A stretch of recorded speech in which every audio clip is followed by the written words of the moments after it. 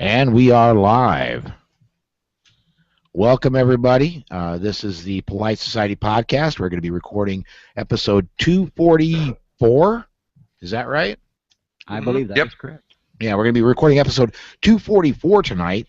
So want to thank everybody for watching. I want to thank our sponsors, ABN Army Surplus. Of course, we're broadcasting live here from ABN Army Surplus, and we do every Saturday night. And I want to thank them and also Concealment Solutions and the NJ2S for providing bandwidth and sponsoring the show. As always, you can comment on the Q&A app in the Google Plus Hangout or on YouTube. You can shoot your question. We will answer it on the air. You can also join us live at politicsandguns.com/live. There's a chat room there that we monitor during the show, and you can put your comments in there.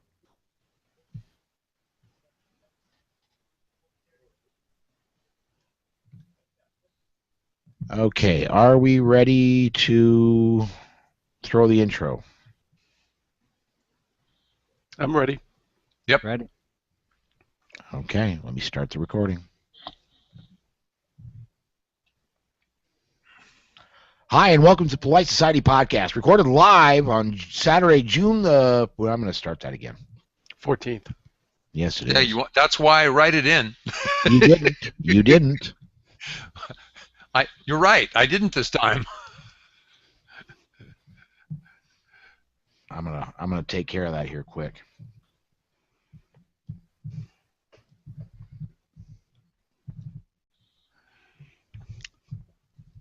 Right. Saturday. Yeah, I love that. Exactly. That works. That'll remind me anyway. Okay. And starting recording again. Here we go. Coming back in 5. Hi, and welcome to Polite Society Podcast, recorded live Saturday 14th. Jesus.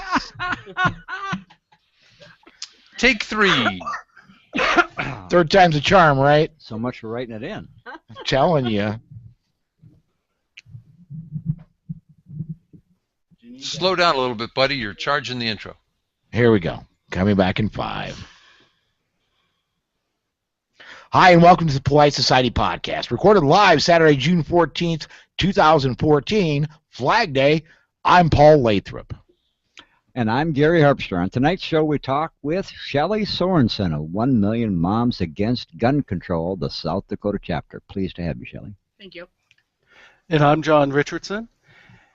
And we'll talk about self-defense news. I'm Rob Morrison, and we have our weekly stories of defensive gun use. And one of the fans of the show, Matt from Sioux City, came up to have a conversation about the Second Amendment and tyranny. So climb aboard. Strap in. And hang on. Episode 244 of the Polite Society Podcast starts right now.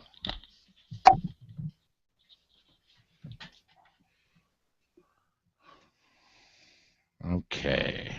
I think that worked really well. Now export.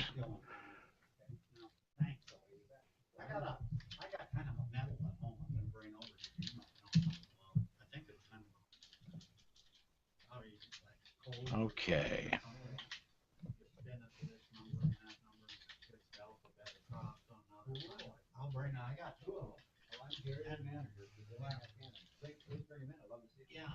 Cornfed is in the chat room already. Is he back home, or is he? I wonder if he's still on vacation. I'm sure he'll answer in just a second.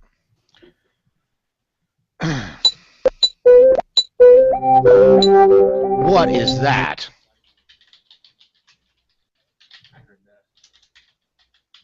Now that I can't tell you. It didn't come from me. Maybe it was the beans I ate at lunch. I don't know. Sorry. It sounded like it came from Gary's. Beans from the outer limits. I'm impressed. Okay, did I copy that and get it down there?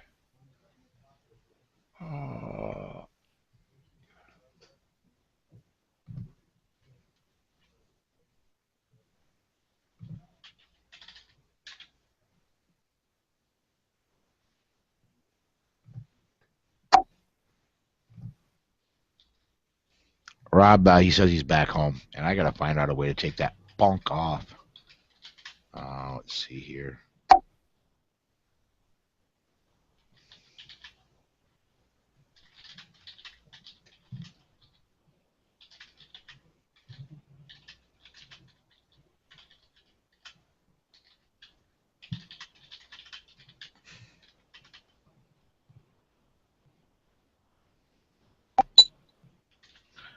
All right, I'm going to have to close this tab. Somebody's going to have to look at the politesociety.com/live chat page. I cannot have it up, or it will pop into our recording every time somebody enters. It'll have that little. I'll do it. Okay. Okay, are we ready for the catch? Well, Gary's kind of off with some customers right now, so let's we'll save him for last if he comes back in. But let's go ahead and do a pod his mic down so if he jumps back in, it doesn't when he grabs his headset, it doesn't make all kinds of squeaky noises on the mic. We ready to do the catch-up segment? Sure. Okay. Do you need to take care of your customers, or? Well, they're on their own, all right. But we're talking about this first unit here. We're just doing our catch-up segment right now, where we do the personal news. So if you want to join in, you can. If you got to take care of business, whatever you need to do, bud. I don't have a lot of catch-up, except Okay. I got an easy catch-up. Can I do my catch-up? Sure. We'll start with you first. If it's okay, I'm going to bring us in. I'm going to throw it directly to Gary, and then Okay. and then we can take off from there. So. All right, let me go back to Audacity, and coming back in 5. Hey, and welcome back. We are, yuck. This is live, people. Yes, it is. Those of you on YouTube, this is real. This is how you make the sausage. There you go. Exactly. You guys get to see all the really cool parts. The warts and all. Here we go. Coming back again in 5. Hey, and welcome back. We are live from ABN Army Surplus in Sioux Falls, South Dakota on a rainy Saturday afternoon. This is our catch-up segment. And, Gary, why don't you go ahead and lead us off, man? What have you been up to since last time we recorded? The whole catch-up is I just want to say hi, Rob, hi, John, and hi to the fans. Hey, Gary. It's been a busy week. That's it. These guys have probably got more interesting things than that. I've just been at the store. Have you been, before you take off, man, you mentioned what was it on the show previous that I was here last Saturday. That show has been released. It is out on podcast. You had some gas masks that you had gotten in special order, and we're offering a special price for. Have you gotten any takers on that? We have. We've actually moved quite a few, and much to my surprise, I got a call from one of our suppliers that the single most sought-after gas mask in this country, believe it or not, is the Israeli gas mask. Right. Hard to get, because when the Israelis figure that there's something going on in the Mideast, they hang on to all of it. They don't ship nothing. And all of a sudden, I got a call from a guy I know in Chicago. He called me and said, I got some Israeli gas masks, brand spanking new. So we were able to jump on those. So I got 24 of those just came in yesterday. Oh, nice. So I've got Russian gas masks and Israeli gas masks available here. Good prices on both, too. Very cool. And we'll talk about that in your live ad we'll be doing here later in the show. Sounds good. All right. And so let's see. Who's next on my little list of faces down there? I think, John, you're up next. What have you been up to lately? Well, since Wednesday, I haven't done much. I did delete a lot of emails from the National Association for Gun Rights asking me why I haven't renewed my membership. Not that I ever had a membership. Oh, wow. So I really haven't been doing much. Taking care Wow. of 2 dachshunds. So we've been getting up early to walk them. So they want you to renew your non-existing membership. That's right. Wow. So did you send them the same non-existent money? No, I didn't even get that far.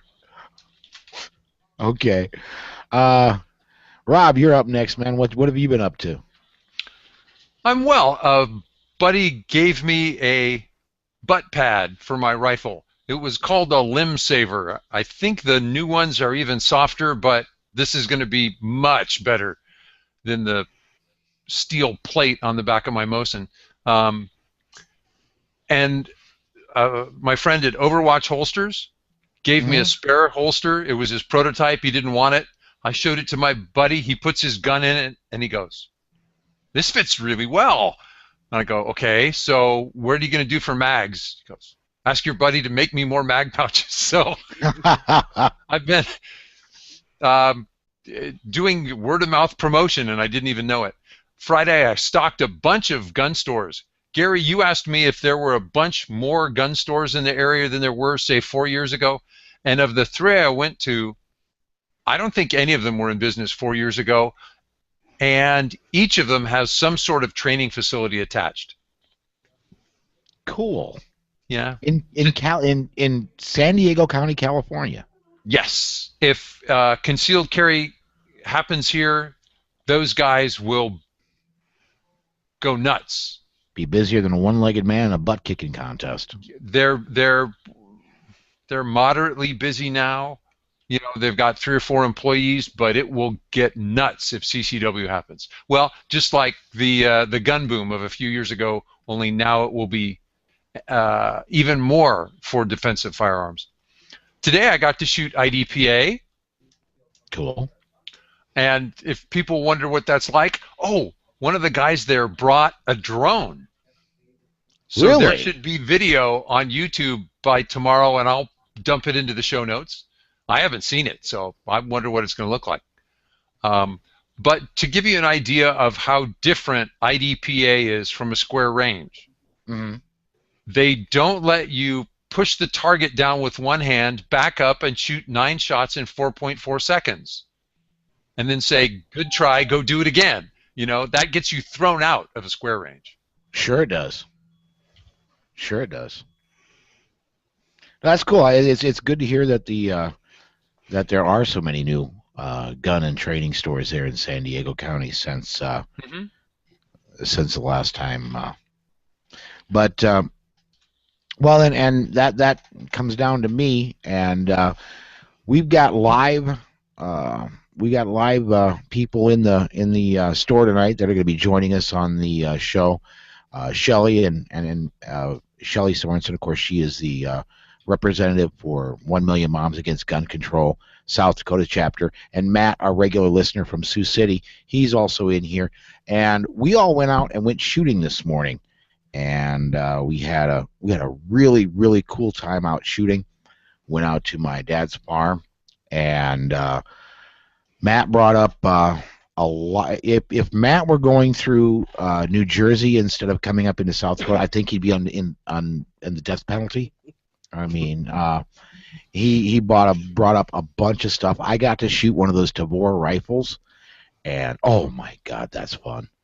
And we had all kinds of different firearms out. We had I was able to give a few tips and tricks that I've learned over time to my son Robert and to Shelly and Jesse, and just had a whole bunch of good time getting some rounds down range and dodging raindrops. So that's what I've been up to. Sounds like a lot more fun than the rest of us. That's all I can say. Well, you were out in the rain in a parade this morning. I was. Yeah, the Harrisburg parade, by the way. Harrisburg, South Dakota. Interesting little town, Harrisburg. Got $500,000 house, mobile home. $500,000 house, mobile home. And so you can kind of tell, like, the people who settled Harrisburg are in the really small, older houses. Mm-hmm. And there'll be a mobile home or two on that block. And honestly, across the street probably was a farm field when they moved into it. Now it's a development, and it's, $300,000, $400,000, $500,000 homes that walk out their door, and their neighbor across the street's in a mobile home that's been there for about 20 years. Yeah. You don't see too many towns in America like that. And they're happy with it. I mean, they don't mind. Yeah. Cool. Yeah. Well, I think that kind of wraps up our personal news segment. Anything else we need to add before we head off here then? I don't hear anything. I'm good. All right. Well, let's go ahead and get into the ABN promotion then. And Gary, so we talked a little bit about the gas mask you got going on. Anything else? Now we're coming up on the very end of your promotion that you're trying to do for the Facebook and podcast listeners, right? As a matter of fact, we are at the end of it. We kind of completed that. Went very well. Good. Some things we completely sold out of. Sold out of all our pilot survival knives, for example. Good. Some of the K-bar Tantos were down to like just one. Packs, guns, tactical shoulder holster or tactical shoulder slings, tactical shoulder sling bag. Right. Gone. So we got to reorder those. So yeah, many of the things went really, really well. Congratulations and thanks to all the customers that listen to your podcast, as well as all our friends on Facebook. So it was a good sale. Good. I'm glad to hear it was successful. What else is going on then? Well, the gas mask things we talked about. Israeli gas masks. I was able to get it at a good enough price that I can actually sell them for under $45 plus shipping. Wow. Yeah, and then the Russian gas mask we're selling here in the store for $34, but for the rest of this week, was it till next Saturday show? I think we're going with $28, and it includes shipping for podcast members who sign up on our Facebook page. So that's an amazing price, and especially when really you consider shipping included. Yeah, that's saying something. You say shipping and packaging. By the time we're all done with our cost on it, you're basically getting that thing for $20 in your hand. That's a steal. Yeah. So, yeah. Other than that, you get it's interesting because we get swings of things. We get a week, and all the military guys are coming in here because they're all headed to AT. And something will be happening in the community. We'll get all the gun guys come in here, and we'll sell out of gun packs, and we won't have any pistol holders, and it's just boom, boom, boom. And this was one of those weeks, for some reason, and I don't know what was going on where, but all of a sudden we had a rush of gun folks, podcast type people coming in. And as you can see with the rack behind me, we're down to like one drag bag in each color. We're down to a couple of tactical bags and missing some of the colors in that. So right. Been a fun week. Cool. So if somebody wants to get in on the masks, the gas masks, either the Russian or the Israeli ones, give them the phone number that they need to call to do that. For the store, 605-357-8855. Gary at abntactical.com for an email, or just give us a message on Facebook, and we will get you that mask. Awesome. Well, then, again, thank you for sponsoring the show, Gary. You're welcome. And I think it's time to head off to news. Now, what we're going to do is the news segment, we've got one kind of special thing we're doing to start with, and that is we have our regular listener, Matt, who joins us every couple weeks, drives up from Sioux City. God bless you, Matt. I don't know that I'd make that drive to talk to us. But we're going to have Matt. He has a little bit of a rant he wants to get into, and was kind enough to give us an advanced copy of it. So I'm going to let him take off and do that, and then we'll come in and have a discussion after that. Go right ahead, Matt. All right. I'm utterly sick of gun people stating that the reason we have the Second Amendment is to overthrow a tyrannical government. Sorry, but this is not the primary reason behind the Second Amendment. It is definitely not helping our case for gun rights. When you make this statement, most normal people who do not understand it are terrified. Now, our founding fathers feared a large standing army, so the Second Amendment was their solution to the defense of this nation. It states a well-regulated militia being necessary to the free... Sorry, let me repeat that. A well-regulated militia being necessary to the security of a free state, the right of the people to keep and bear arms shall not be infringed. In the example of Britain, the isolation between the country and the combination of a powerful marine, their stated desire was a sufficient force to make head against a sudden descent, till the militia could have time to rally and embody. This is all that has been deemed requisite. This is a quote from the Federalist Papers number 8. To translate into modern terms, it means an army big enough to delay a surprise attack so the militia can form up to defend their country and homes. Now this brings to question, what is the militia? Well, sadly, we live in a time where the true historical context of the militia has been forgotten or obfuscated. When most people hear of militia, I expect the first thing that's going to come to your mind will be several guys running around a compound in camouflage talking of overthrowing the government. This is not the true militia. This is a fringe stereotype used to discredit and obfuscate the true concept of the militia. At the founding of this country until the beginning of the 20th century, the militia was all males between the ages of 18 and 45.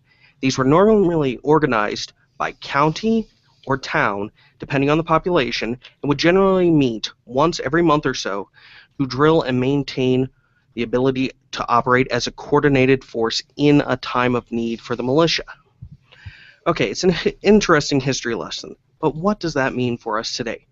First, the people of this country were expected to defend themselves and not relinquish the defense of their essential liberties to another. Second, it means that every citizen has the right to keep and bear arms. Let's break down the Second Amendment a little. Keep is obvious. It means that you have the right to possess arms. Arms means any weapon of any kind, so knives, sword, guns, cannons, tanks, mortars, you name it. That's just a couple of examples. So now we come to the one word that has had so much disagreement over the last century. Bear in the context of the Second Amendment makes perfect sense. It means you have the right to wield the weapons, and in the context of this amendment of the Constitution, no limit shall be placed on that. For those who disagree, how can you use a weapon to defend and maintain the security of a free state if you cannot have said weapon on your person to wield? Okay, enough preaching to the choir. The point behind this amendment is multifaceted. First, it was to maintain the power of the government with the people. Second, militaries are expensive to raise and maintain. The Second Amendment alleviates this cost, so instead of having the government pay for each citizen's arms and their time to defend the nation as part of a standing army, each citizen is respected to spend their own money and provide their own arms and volunteer their time once a month or so, or in the time of war to defend this nation as part of the militia. Next, the question is, where will any attack come? And this will be where the standing army has to defend. Where will the standing army be in the event of any attack? Well, here's another proof of the elegance behind the Second Amendment. Just like the human immune system, we have armed people, thanks to the Second Amendment, mixed in with the general populace that can respond to a threat as needed. This allows for an immediate response to a terrorist attack, including active shooters. Now let's hypothesize if we had an attack by a formal army, say Russia.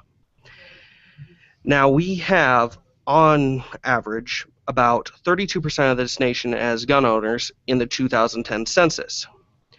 If only half of these people were to take up their arms in defense of the nation, this leaves 15% of the nation under arms.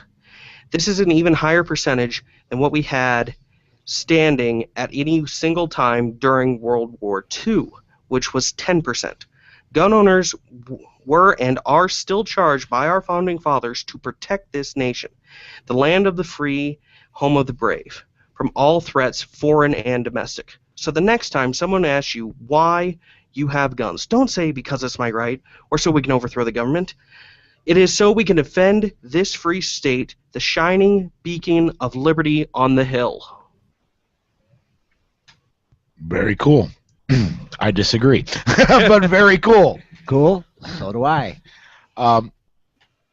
In my opinion only, okay, speaking for Paul Lathrop, not for anybody else. When the Second Amendment was written, it was about 11 years after the end of the Civil War, or what was a Civil War, the Revolutionary War, and what Britain considered a civil war, because we were rebelling against the British. We had just finished that, and what started that was the attempted confiscation of gunpowder, cannon, and weaponry from the citizens. My opinion, the reason the Second Amendment was put in there, and it was in part to help overthrow a tyrannical government, because that's what we tossed when we tossed good old King George, is we tossed a tyrannical king. And So, is the Second Amendment there to help prevent attacks from abroad? Yes, it is. But it is also there so that should tyrannical government take hold, we can get rid of it. Are you right? Yes, partially, but not totally. I completely accept that, and I do agree. It is here to allow us to overthrow a tyrannical government. But when we're trying to sell ourselves and sell our gun rights case, since we have lost so many rights over the last century, we should use our defense as our primary selling point instead of trying to say, we are going to create chaos by destroying the government. We will create stability and peace by our defense of this nation. Rob, John, anything? Aaron, you've started the beginning of an argument. Now you need to finish it. Yeah. Because you've made an emotional appeal. Guns frighten many people. Okay. But then you step off in several directions, which really I think would be better made as separate arguments. The good news is we'll have you back.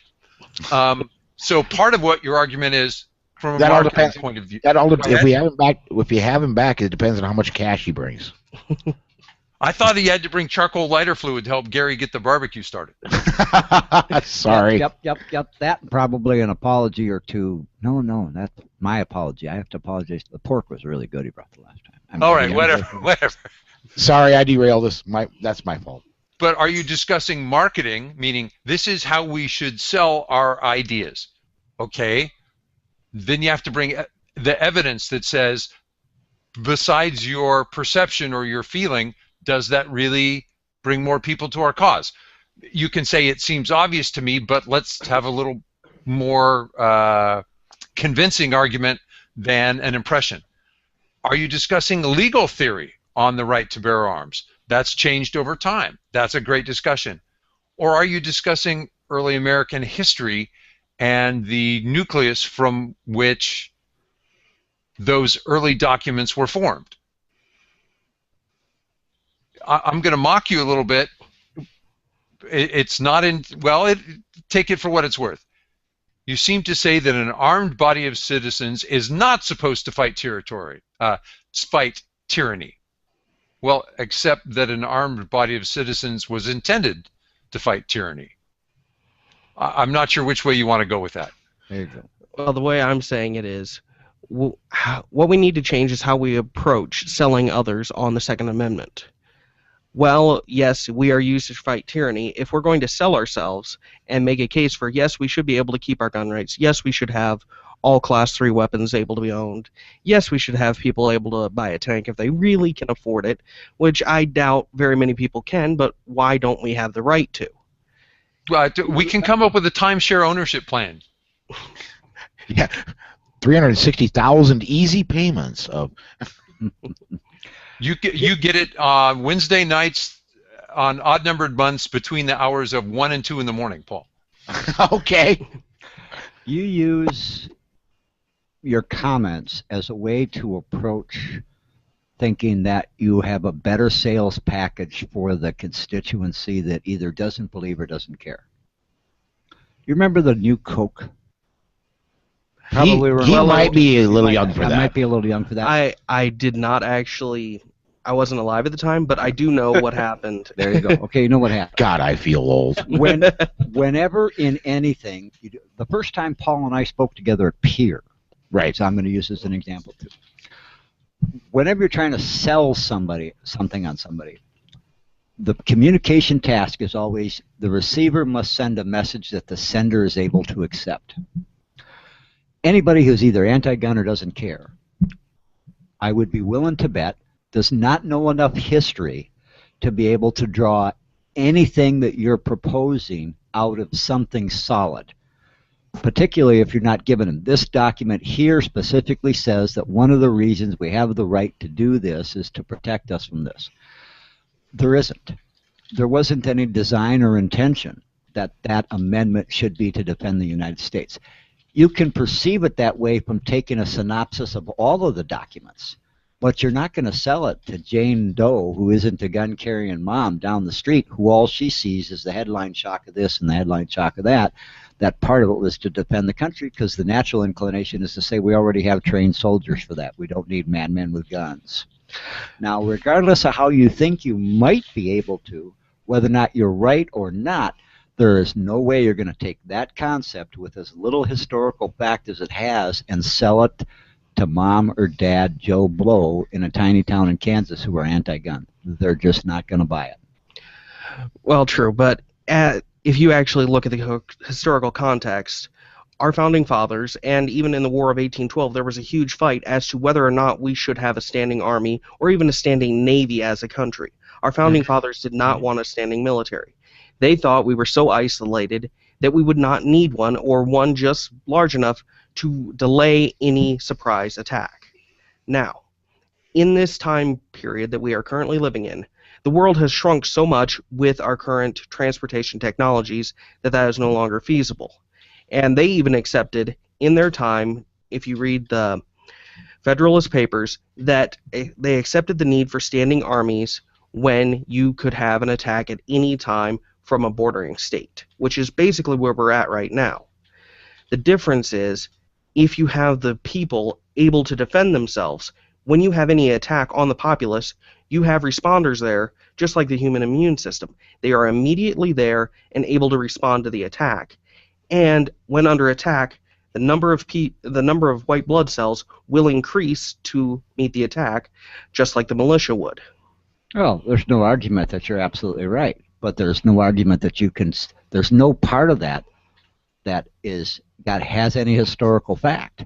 You're absolutely right. In today's day and age, an attack could be imminent, and I think one of the Japanese admirals, Yamamoto, was credited with the fact that says that they can't attack the United States because they're going to be a gun behind every blade of grass. Right. Conceptually, you're absolutely right. I mean, it's great that we have guns, and we would go defend ourselves, and even people who don't believe in guns or don't believe in open carry or concealed carry or whatever, if the United States was attacked, would line up to say, can I use your extra pistol? Can I use your extra rifle? Because they're patriots. They're Americans.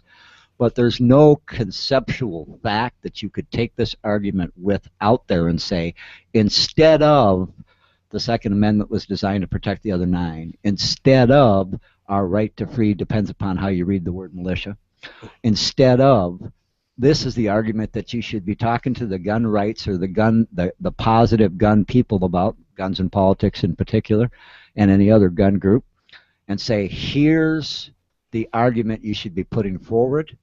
You could send it all day long. You're never going to get it received on the other end because conceptually those two pieces of communication don't go together. There are not enough historical fact to say that it's doable, and too many very easy responses to it simply to say we already have a standing army, we already have our soldiers. If the push comes to shove, you can sign up. World War II is a prime example. How long did we go from boom to a pretty sizable army, pretty sizable navy, and a pretty sizable air force? That's the argument most people would be able to use against you, I think. Now, the argument against your counter argument is today's military is so high tech, and the training is so specialized for each individual job that it would take a very, very, very long time to build a military. Unfortunately, it's being proved you can cut one down in a hurry. Barack Obama's doing that, and he's cutting deep and cutting quick, but it takes a very long time to build one. Oh, I'm not disagreeing with it. I'm just saying he's talking about marketing an idea. Right. That idea, I don't see being able to be marketed. There are so many other good points that are still arguable points. We don't always win them, but they're arguable points. Yeah. That one is just a point that I don't think there's enough people out there who would be able to receive that concept well enough that you would make any headway with the point. Hey, Matt, can I ask you a question? It's not you didn't directly cover it in your discussion. Sure. So it's a half millimeter off topic. Did you see the movie Assaulted: Civil Rights Under Fire? No, I did not. Okay, it was a industrial film, indie film, not mainstream Hollywood, that tried to answer this question exactly. What is the right to keep and bear arms? What does it mean? How is it viewed? I think you'd really enjoy it. And as someone who hasn't seen it, now Paul and I have it, came out at a number of gun rights conferences. If you can find it and see it, I would love to hear what you thought about it, because it was made exactly to try and answer the question you raised. Yeah, I would agree. You can get it off of, heck, you can get it on your cell phone off Google Play and watch it live. It's all over the place. I don't think it's made it to Netflix yet, but yeah, you can get it all over the place. And anybody that is hearing our voices that hasn't seen that movie absolutely needs to.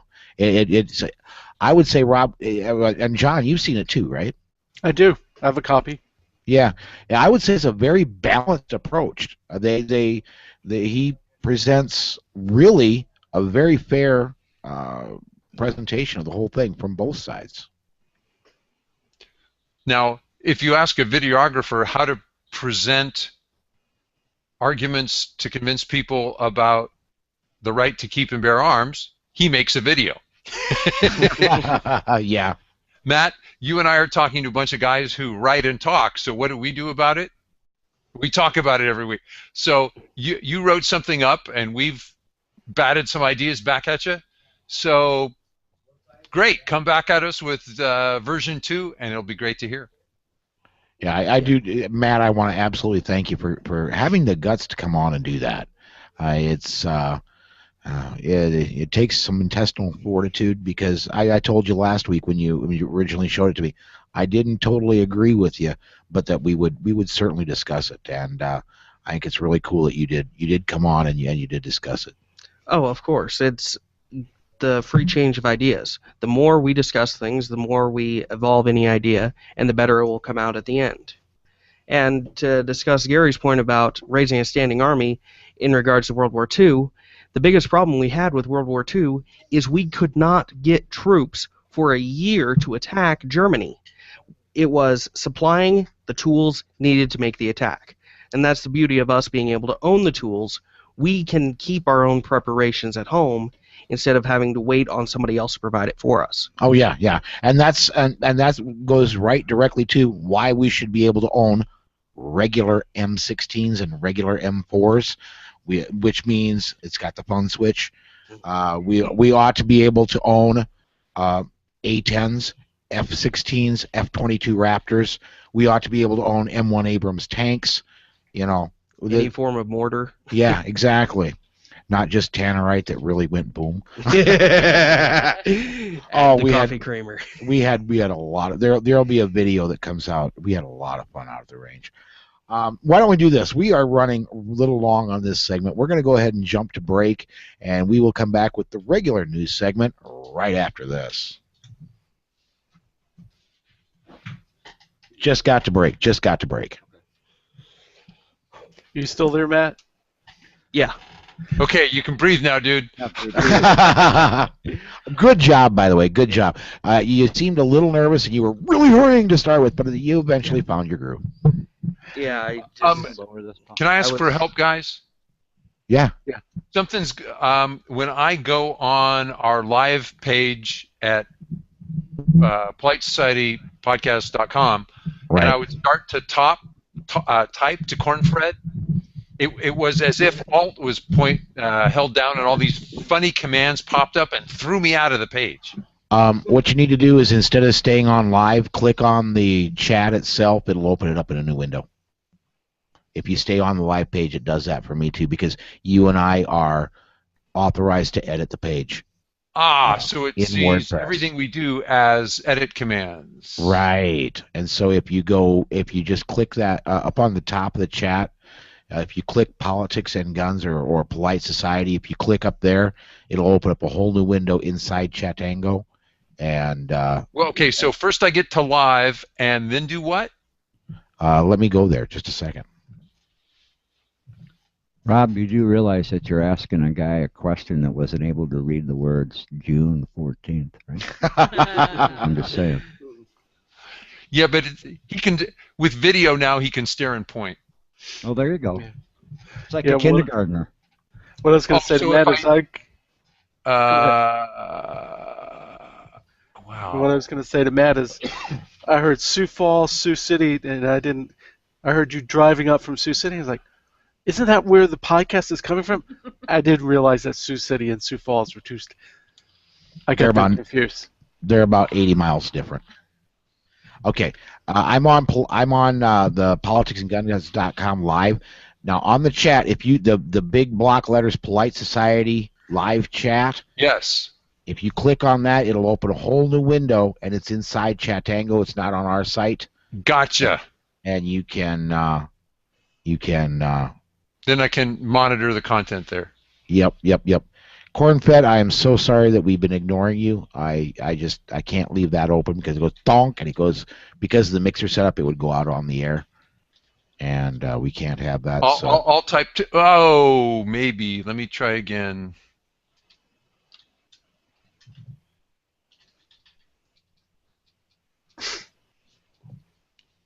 Sorry, this name is taken. Try another.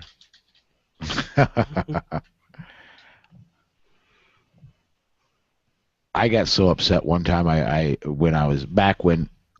couldn't remember the password for Politics and Guns, which is the one I use, and this is back when the Doc and Mark were doing their Barstool discussion. They used Chatango. I got so upset. It was kiss my and then 8 random numbers for a temporary user ID that I selected. Okay, so that is all done there, and I need to clear this. And if I could have just a few minutes, I need to run up to the restroom, and we'll get going again. I'm going to get something to drink. Okay.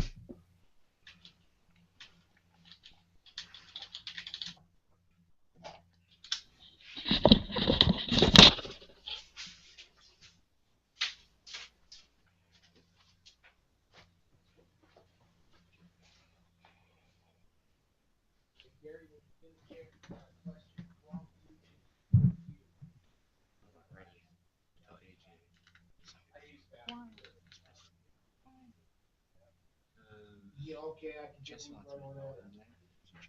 Oh, that's right. Nice to have you back. Are we on a break? Yeah, we're in between segments right now. John, are you still there? Oh, John stepped away. Ladies and gentlemen watching on YouTube, we stepped away, but we'll be back. Well, Jesse wants me to go. I'm probably saying the question AJ was attacking this theory, and I was ignoring myself. Whatever.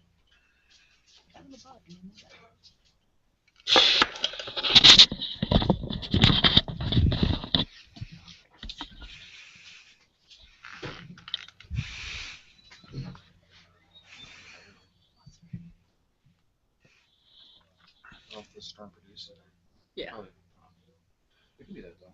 Hey, John, how's your ankle?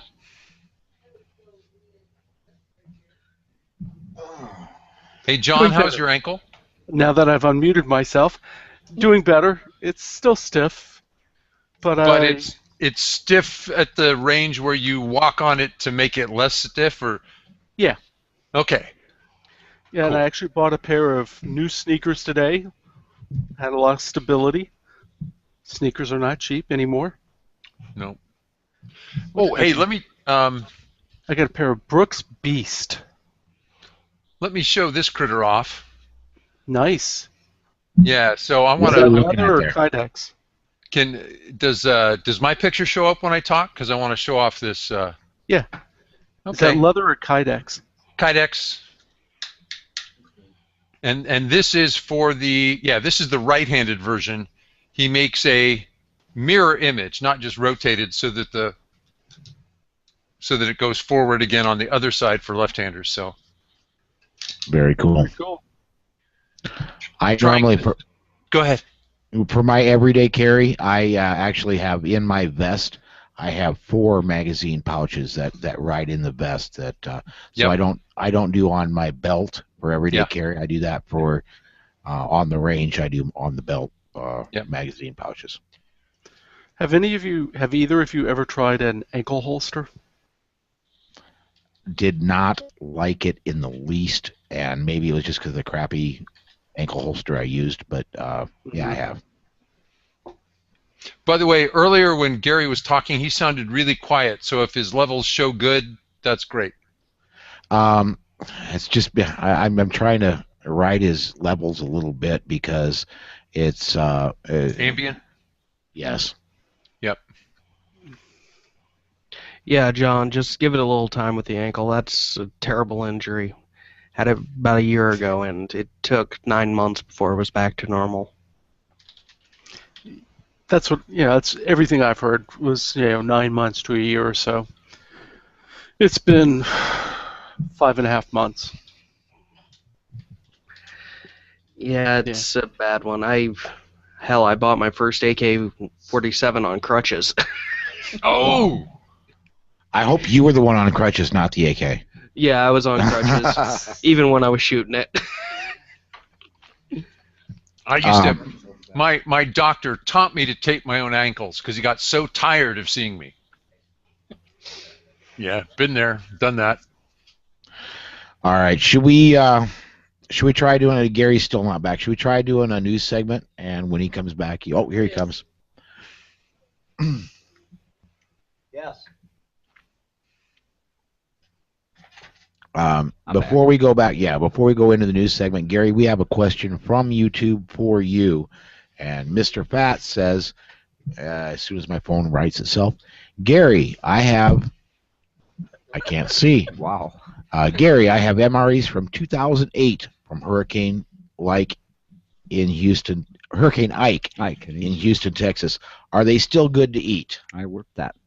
Well, here's kind of the rule of thumb. Generally speaking, when a manufacturer puts an expiration date on something, it means that's the date with which they will guarantee whatever level of freshness they've determined is going to be on their product.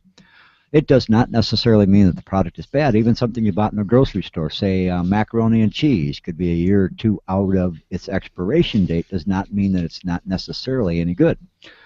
Obviously, when you cook it up, you taste it, and if it tastes a little bland or you add some spices or something, there's a lot of things you can do with anything you buy from a grocery store, and MREs are exactly the same way. Our rule of thumb is 10 years after the expiration date. We figure the expiration date's half its life. So let's say it's a 5-year product, gets an expiration date. Reasonable to assume that if it's because MREs are a sealed unit, right? That assuming that everything is still intact, 5 years later, you may not even notice a difference. I've had them 11 years out of date, and they've been fine. But you will know when you crack it open. Some parts of the MRE at 6 or 7 years may be good, some aren't. The military MREs have some mixed items in them already, meaning they've already processed it. For example, peanut butter or a cheese or something like that. Right. That's going to spoil first. So whatever the expiration date is on it, look at all the products in the bag, and the one that's going to expire first, that's the expiration date. Okay? So let's say it's a tube of peanut butter. Well, that hermetically sealed Spam might be good 30 years from now if it's still hermetically sealed. I got news for you, man. 3,000 years from now. Might very well be. Hermetically sealed Spam is not good right now. No. See, now I'm a giant Spam fan. So there you go. I know I've done an MRE 20 years out of date before, and it was Spam, so it wasn't all that great, but it was still edible. Yeah, and the crackers are oftentimes edible, so I would by no means get rid of anything based solely on its expiration date.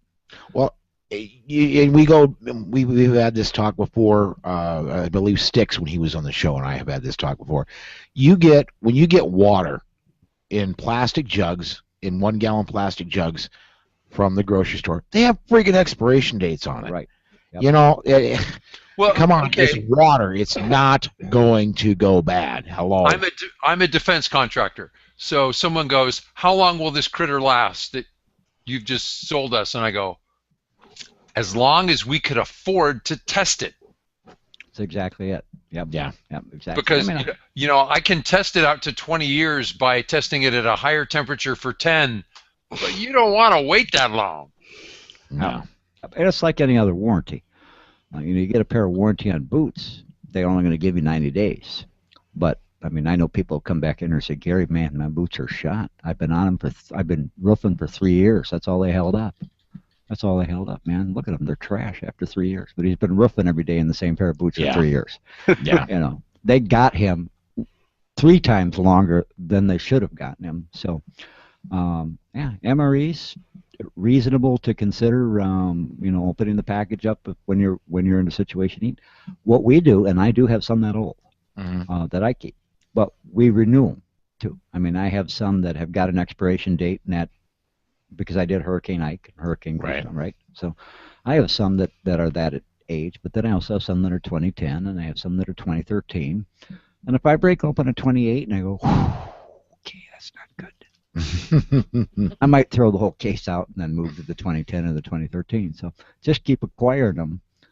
Maybe by next year, the year after that, then they're looking at 10 years past that expiration date. You might just be better off to throw them out just to be safe. Never rely on something as the only source when it's sold. Yeah, and I think a lot of it has to do with how you store it. Oh, a lot has to do with how you store it. You betcha. Absolutely correct. Well, should we? I think, Mr. Fats, I certainly hope that answers your question. Before we take off, Cornfed had a comment about your ankle holster, John.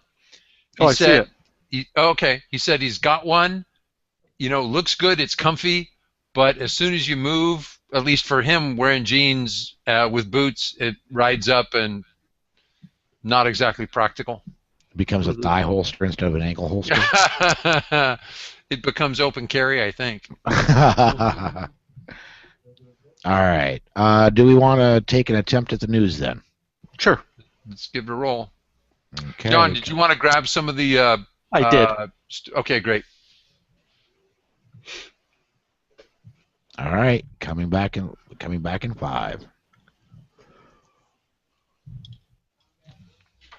Hey, and welcome back. We're going to actually try and kick off the news segment this time, although we did have a great time talking with Matt about his rant. So first story we have here, and that this one I guess is mine. We start off with lies, damn lies, and Bloomberg's anti-gun statistics. And anti-gun Bloomberg spokeswoman said there were 74 school shootings since the murders at Sandy Hook. A journalist fact-checked that, and Bloomberg came up, well, not just very short, but tragically short. In short, the Bloomberg Group lied. Almost 60 of the supposed school shootings were nothing of the kind. There were 15 shootings at schools, and the number has been steadily falling for many years. The other sad news is that many media outlets promoted the shocking and false statistics because the wild claims deliver eyeballs to advertisers. They originally claimed like 74 school shootings since the Sandy Hook incident, and I think we mentioned it was the number is actually closer to 15, and the numbers keep going down. So yeah, it's just I'm glad that they got called on it. And didn't I actually hear you get when we were talking off air? Didn't somebody actually say that they got called out on this on CNN? Yeah, exactly. So if CNN calls you out, you really screwed up. Yeah, in that case, your journalistic integrity really did scrape the bottom of the barrel. Sure. You know what bothers me, though, is if there was a retraction, it's buried on page B18. And so we've got the New York Times as shamelessly promoting sensational stories as you'd expect from the National Enquirer. Come on, guys, do better. Amen to that. Anything more on that, or should we head off to the next one? I think, Rob, you got the next one, man. I'll take the next one. Now, I like to hear stories about self-reliant businessmen. Illinois Democrats were finally forced by a judge to allow concealed carry in Illinois, and then somebody else picked up the ball. The Southport Bank of Illinois is doing what it can to promote responsible gun ownership. The bank is owned by a 72-year-old veteran, Thomas Throgmorton. Well, he put up signs at each of the bank locations saying, "Notice, this property protected by Smith & Wesson." The bank also encourages its employees to carry on the job. Here's where money, meets the road. Oh, I like The bank will pay for each employee to take the state's concealed carry course and obtain their permits. Me? I'm thinking that robbing this bank is felony stupid. There you go. Exactly. Yeah, and I love to see this. This is in let's face it, Illinois isn't New York, New Jersey, but it's not far behind. And You can see it from there. yes, Yeah, you can. You can. Philosophically, you certainly can, and it's great to see this happening. Kudos to Mr. Throgmorton, and I love. I would, if I lived in Illinois, I know what bank I'd go to. There you go. Now, I am going to have to disagree about one thing you just said. I wouldn't characterize Illinois as a whole. You have Chicago and the rest of the state. You're right. Well, Okay, so Chicago, yes, I'll say Chicago is not New York City, but you can smell it from there. Yeah. It is Trenton and Los Angeles. Yeah. Yeah. The problem is that Cook County has about 40% of the state's voters. Yeah. Oh, Cook County. Oh, sidetrack. I have not been successful in my many attempts to quit smoking. I will continue trying, but I was in Cook County and was delayed at a shipper and ran out of cigarettes and walked to the convenience store and vowed that if everywhere was the same as $10 a pack for cigarettes, I would quit smoking because that's what they were. Now, you go 30 miles down the road, they're $4.50. They have, because I go back and forth to Chicago all the time. Yeah. And I always take the back road, Iowa, because then I can go into Chicago from the west side rather than coming down the interstate. Right.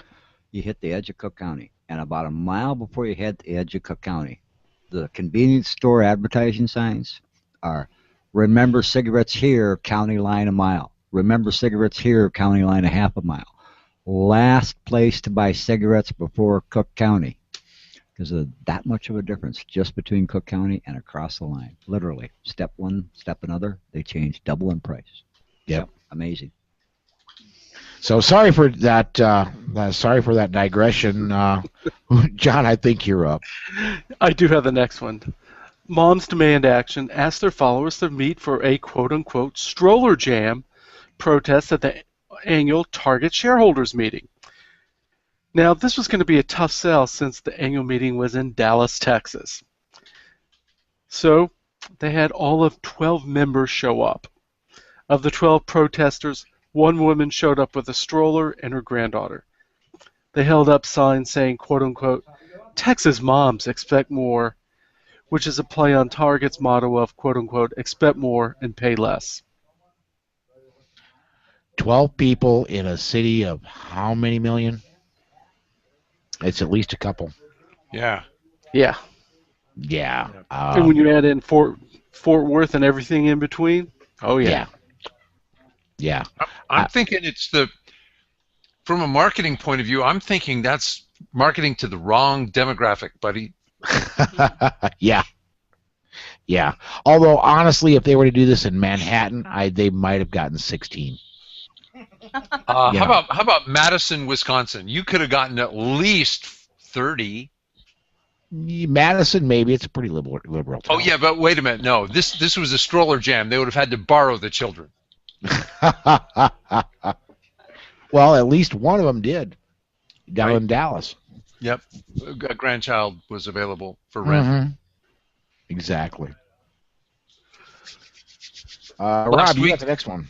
Last week there was another murder on school grounds, and the murderer was, yes, he was crazier than a gun-grabbing Illinois politician. The man charged with killing one student and wounding 2 others at a small Seattle college had stopped taking his psychotropic medications. This guy was a nut job. He detailed in his handwritten journal that he'd stopped taking his meds because he, and I quote, wanted to feel the hate. I just want people to die, and I'm going to die with them. Therefore, we need another gun law. That'll work. Yeah. This murderer badly wanted his crazy, and that leads to a very obvious question. Is it safe to let a murderously crazy person loose in society when he is only safe while he voluntarily medicates himself? Doesn't sound safe or responsible, and it brings up all kinds of human rights problems. We're still arm wrestling with them. Yeah. Yeah.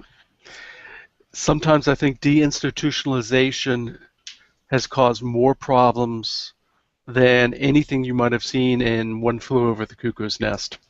Yep. Oh, speaking of being in a padded rubber room, I was in an indoor shooting range where they, rather than just have the end of the room filled with rubber chips to stop a bullet, they did it close to 360. Really? Yeah, so I have been in a padded rubber room recently. Okay. Okay. John, I think you're back up, man. Well, for the next one, we're going to Missouri, specifically Lake of the Ozarks, Missouri, which is a tourist community in southern Missouri. Well, they have banned open carry. This even applies to people who have a license to carry concealed. The Lake Ozark Board of Aldermen voted 4-2 on Tuesday to approve the ban, saying that open carry could frighten away tourists and that the ban would still allow concealed carry. The measure was initiated by Police Chief Mark Maples. Now, okay, how many of you, I wish we had Miguel right here, because he'd go, do you know how hard it is to concealed carry when it's hot, it's humid, you're wearing a loose shirt and the wind blows? Yeah. Yeah, come on. I don't know who's frightened away by open carry, but I don't want to visit Lake of the Ozarks because of their crazy ban. Well, as I understand it, there's also a bill sitting on the governor's desk, Jay Nixon, Democrat of Missouri's desk right now, that would have state preemption of all firearms laws. They don't have it in the state of Missouri, which kind of surprised me. Yeah, it does. One would hope that is. One would hope that's coming up soon. Yeah. Even in the most liberal states, New York accepted, you would think that most politicians want, especially at the state level, want that control. Yeah. Yeah. Well, that's the end of our news segment. Let's go ahead and step aside here, hear what Concealment Solutions has to say. And when we come back, we're going to interview Shelly Sorensen. Shelly is the South Dakota director of 1 Million Moms Against Gun Control. So hang on, everybody. We'll be right back right after this. Kind of a short news segment. We didn't have a gun quote, which is why I just kind of jumped over that. Do we want to switch around so you can be on camera? Please. Oh, okay. I guess it does. I figure for the show it helps. Starting to dig in, glass is digging into my face. You know, let's swap the chairs around because I'm not sure if that one squeaks when I'm in it or not. Okay. Some of these do. I am sorry that Rachel isn't with us because I wanted to get all tactical with her after shooting some IDPA. I got all these sweaty. Around here. Yes, we're on break. No, we're just making a lot of sense. Well, I would hope so. Yeah, go throw a party. Say, John. Yeah. I'm going to throw another wrinkle into your geography understanding of the upper Midwest. Matt is not from Sioux City, Iowa. He's from North Sioux City, Nebraska. Nebraska. Which is actually west of Sioux City. Well, south. Yeah. Oh. Well, south and west. Southwest, yeah. Okay. Yeah. North is actually South Dakota. Oh, that's right. North Sioux City is. Yeah. Yeah. But Yeah. For all practical purposes. It's basically one city West. separated into 3 states. But it's a lot longer drive, John. He was telling me. I mean, he drove like 7 hours to get here because he was coming from Nebraska. That's what I'm saying.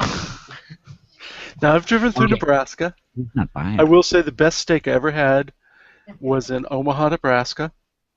A little place called Johnny's Cafe, which is a lot nicer than the name sounded. Hey, Little mom and pop. Cornfred came back and had a comment about the MREs. Yeah. Right? He said, "Where have we heard it before? 2 is 1," meaning, you know, when you need something and you've put it away for a while and you open it up, you might not get everything you put there the first time. There you go. No, yeah. 2 is 1, 1 is none, and 3 just might be enough.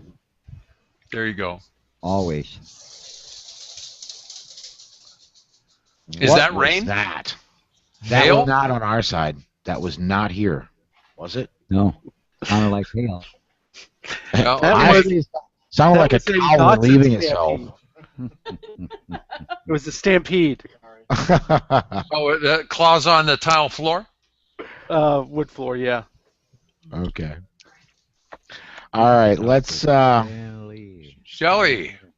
let's go ahead and let me go over and start the good old Audacity machine here, and we're coming back in 5.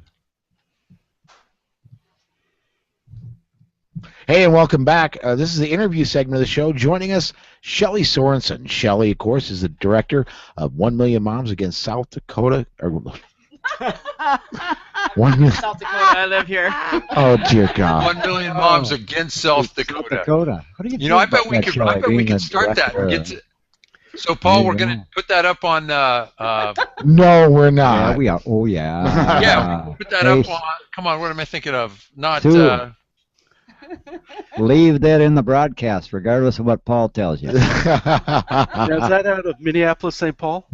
Yes. It's Indiegogo, 1 Million Moms Against South Dakota. We can make money on this. You can quit driving if we. Right. Okay. You know, the sad part is there's only 750,000 people in the entire state, and he still thought we could get 1 million people. Good point. Yeah, well, that's because I count twice. Hey. Anyway, Shelly, you're welcome here. We like you. Thank you for coming. Thank you. Are you coming July 26th to the handgun class?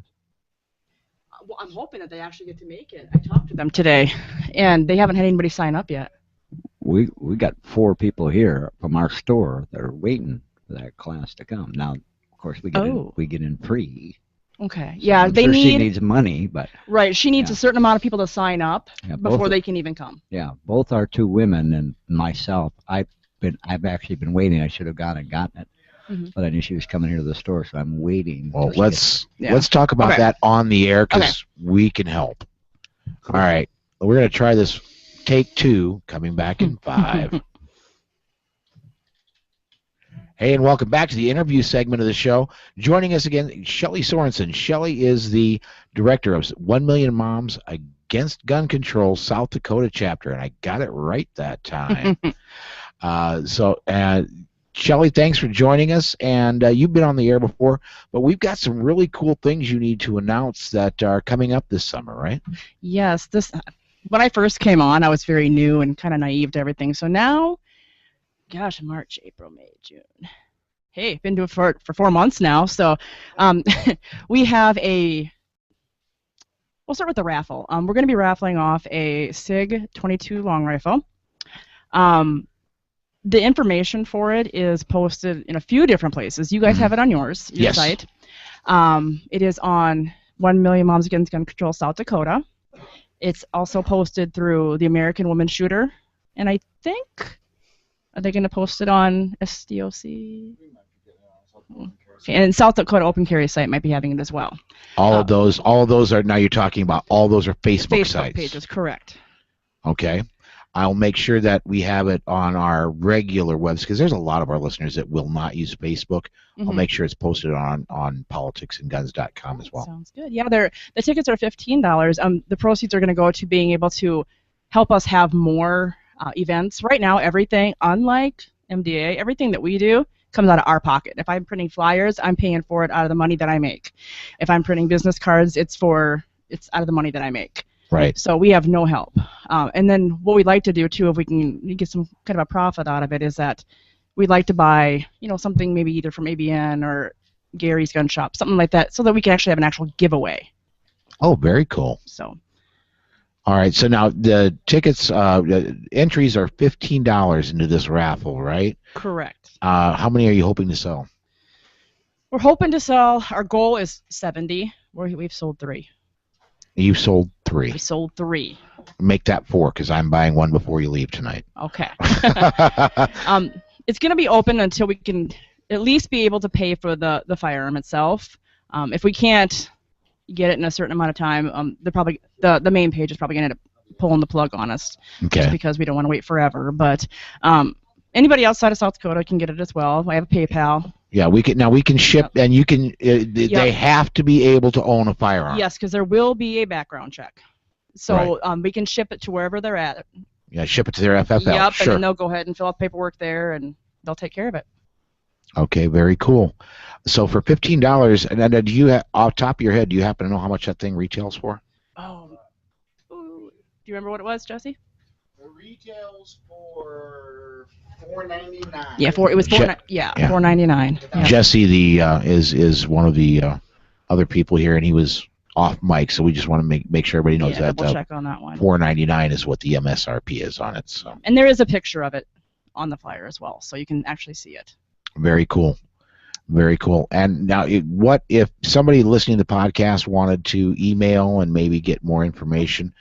How do they get in touch with you for that? All right, it's sd.Shelly S, so SHELLYS at 1mmagc.org. Okay, and we'll have that link in our show notes too. Okay. Absolutely. So that's one thing we got going. Another one is August 23rd. We're going to have a family shoot. That's going to be fun. Yes, and we've actually decided to make it a potluck too. So we're just going to get everybody together, shoot some guns, have some food. There you go. Yep. Hoping to get some more people out there, get them interested. Is there going to be an entry fee for that, or? It's actually only $5. Really? For, I believe it was 18 and over. Kids are free. Okay, so if you're over 18, it's $5. Well, come on. It's only $5. Yeah. That doesn't, you can't get anywhere. That doesn't cover the coleslaw, and it sure won't cover the 22 long rifle. But what a great heart you guys have to hold your heart open to invite people in. Yeah, it's that whole group. They've welcomed me with open arms. I've never met people like this before. I can't even say I've really met them. I've only talked to them. They're great people. Very good. Now, which range are you going to be doing the family shoot at? All right, so we're going to be out in Beersford, South Dakota. For anybody who needs to know that, it's south of Sioux Falls. Mm-hmm. About a half an hour. Yeah, about a half an hour. We're going to be using their pistol and rifle range. They also have a little shack set up for us, so if we have any hot foods, and of course there's a restroom in there because we're going to have kids. Right. You know how often they go. So picnic tables. It's going to be fun at the park, but we're going to have firearms with it. Awesome. And I learned today that Paul's a pretty good teacher, so he can maybe help some people out. Oh, I don't know. I don't know. Anyway.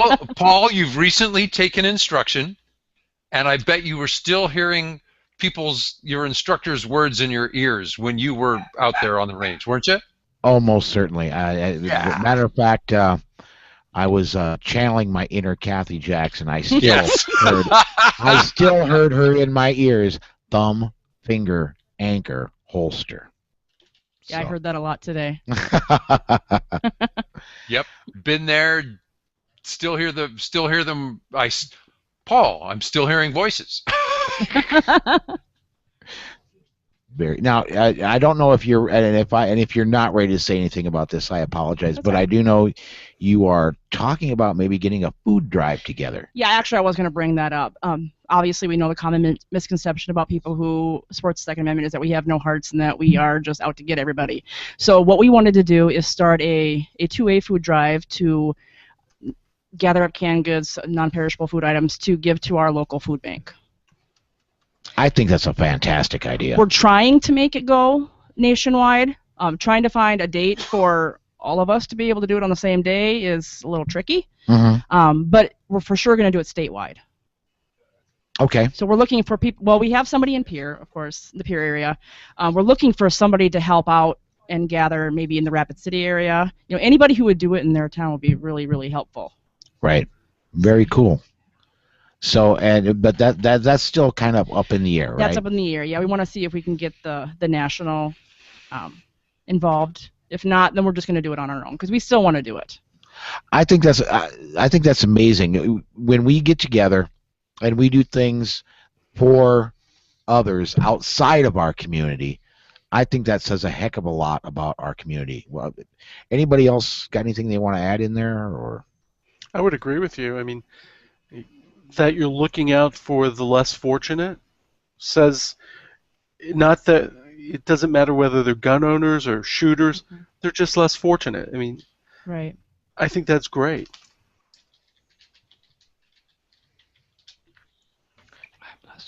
Well, I like it that I was about to say target audience, the intended audience is families. Here, everybody, come as you are. All of you, you're all welcome, and this is something you all need to know something about. So it's not just, here, come be uber tactical, and it's not, oh, now we need to be really careful. It's, this is fun. Come on in. Yeah, that's the thing with this group too. I was actually talking to somebody that I met through one of the other moms, and she's actually on a different group, and all these ladies, and there's some men too, I don't want to say not the men, but these ladies are so open.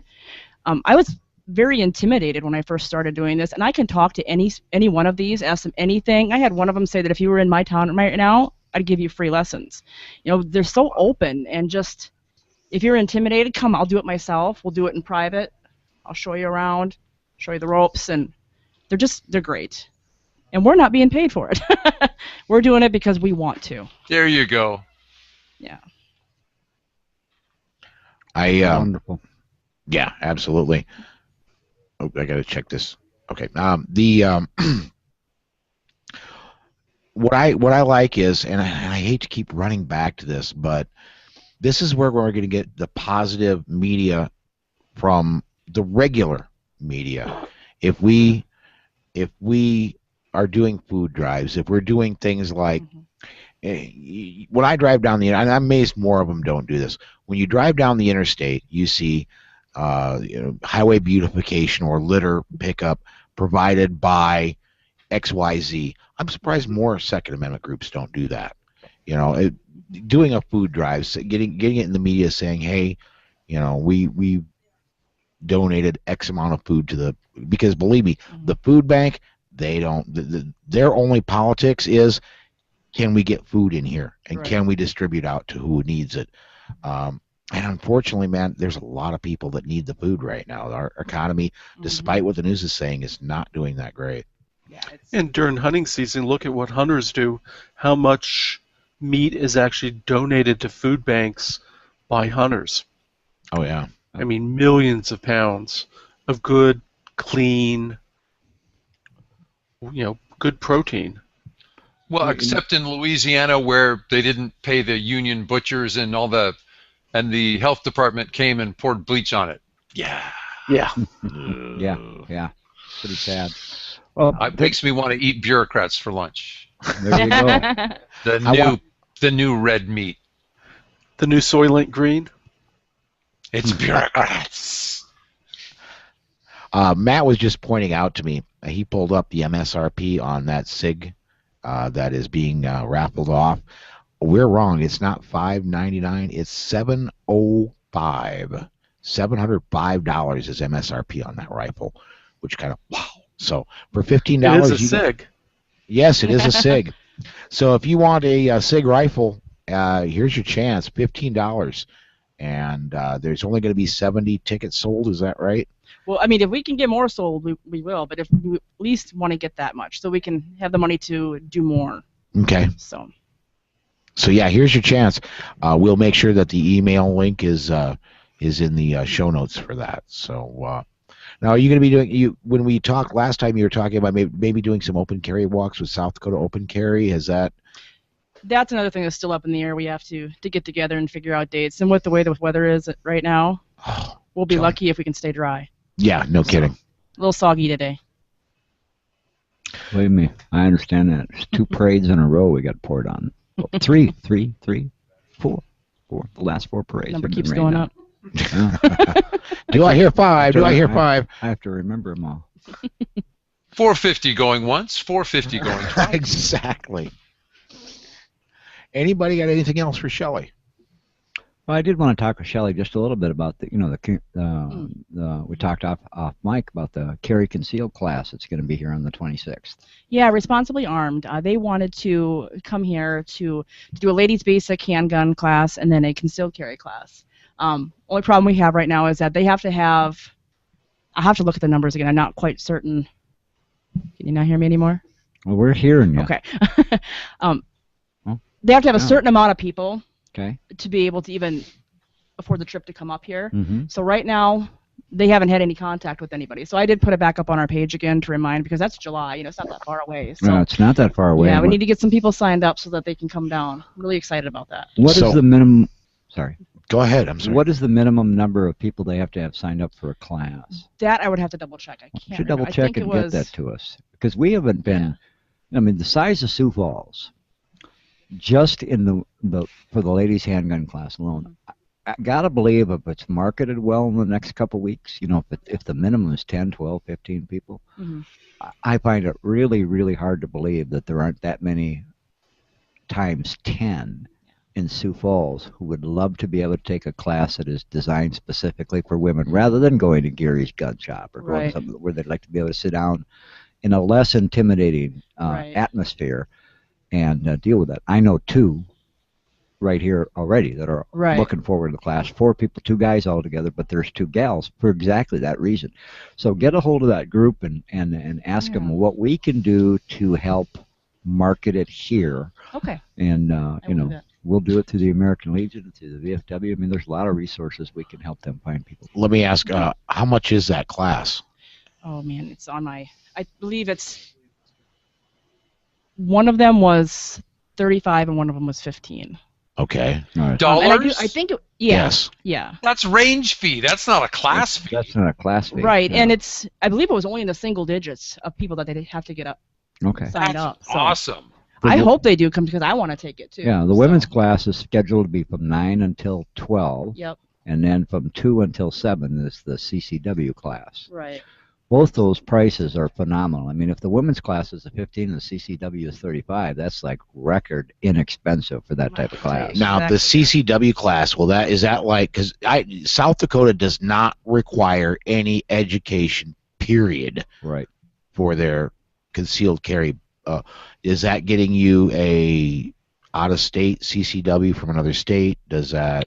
My understanding in talking to her was that what it does is it gets you through the part of the class where you can go out and then get the reciprocal for 38 states. So you're going to get like a Utah or a Florida, or you're going to be able to send that. Now, I'm sure that the $35 class fee does not include whatever it's going to cost to get the license from Florida or Utah or anything else, I wouldn't think, because that would never cover it.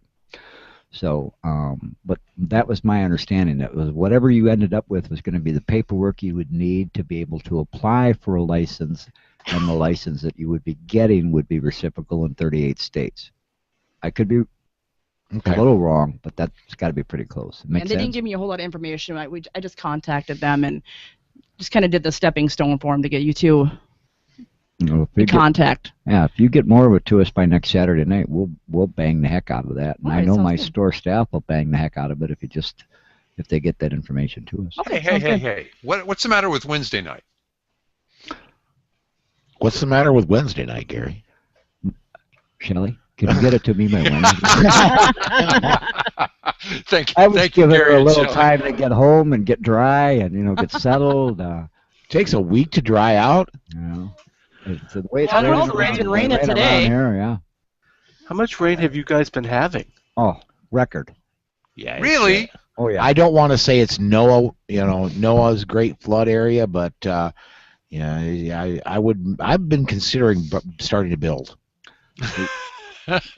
We are literally to the point. It was my driving today, and I just talked. In fact, we've got a rancher here in the store who's actually still in the store, who was just mentioning the same thing to me. It has been so wet that crops that are normally in at the end of May, first part of June, they can't get the tractors in the field because they'll get them so damn stuck they can't get them out of the field. Oh, wow. We're talking Wow. we're talking about serious mud and serious water, and all It of hasn't dried out enough to plant. Oh, right, my it has goodness. not dried off enough to plant. Yeah, exactly. All right. Well, we are going a little long on this segment, so why don't we go ahead and shut this one down, and then when we come back, we've got another segment of Kathy Jackson's Corner Cat Quick Tips. After that, we've got emails. So hang on, everybody. Right back right after this. Wonderful, wonderful. I lost my. Oh, there it is.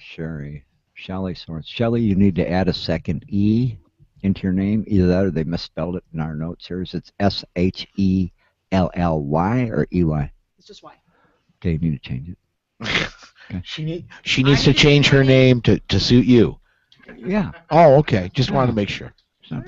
My wife's name is also Shelly, but it's with the EY, and I keep looking at it without the E in it, and I keep thinking it's not. Yeah, it doesn't look right. It's got to be a misspelling. Sorensen looks right, if that's any. They spelled it wrong at work, so. Okay, now I gotta go look at show notes because I have no idea if I. Well, oh, I do. I'm up Rant. first for the. We be You know, renting. Sorry. See, since we're off right now, Yeah. I tried. South Dakota has an MDA here as well, and I tried sending them. Or I posted on their site, and I was very, very, very sweet and very kind. And I said it's too, something along the lines of, it's horrible that we have to fight. We're all in for the same reason. We all want to protect our families and protect everybody else. It's sad that we can't agree on how to go about it. They took it off. Of course they did. Yeah, and I was kind. I wasn't even. No, okay. bashing When we them or- come back, put that in the. Can we put And that? and I've been banned from their national site. Oh yeah, we'll when I come back, we're gonna do interview part 2. It'll be very short, but yeah, I want that on the air, Okay. and then I'll go into my rant. So. Brian, my 16-year-old son has been banned. Wow. All right. Are we ready to do the DGU and interview part 2? Sure. All right. You know what, Rob? I brought us back every time because we're going to be going to Shelly, and why don't you go ahead and bring us back and kick to her? Please. And when it's will time out. Yeah. 5 seconds. Hi, and welcome back. This is the social media portion of our podcast. Shelly, you were telling us where you were trying to make nice to people who had some concerns about gun safety, and they didn't want to have any part of it. Will you tell our listeners what you just said? Yes, South Dakota also has a Moms Demand Action here as well, and there's been obviously a lot of banter going back and forth. They threaten us. We try to, give back. We try to be nice. We're trying to kill with kindness, But I went on the South Dakota page because these are people that I probably run into every day, and I just stated that, we're all in for the same reasons. We all want to protect our families. We all want to protect everybody around us. However, we don't agree on how to do that. Didn't say anything else, and it was taken off the page. I've been banned from MDA's national site because I stated a fact. How dare you? I know, it's terrible. I think your point of view doesn't fit their narrative. It's not a discussion. It's a PR firm. I know, it's because I have a gun and I'm nice. Yeah.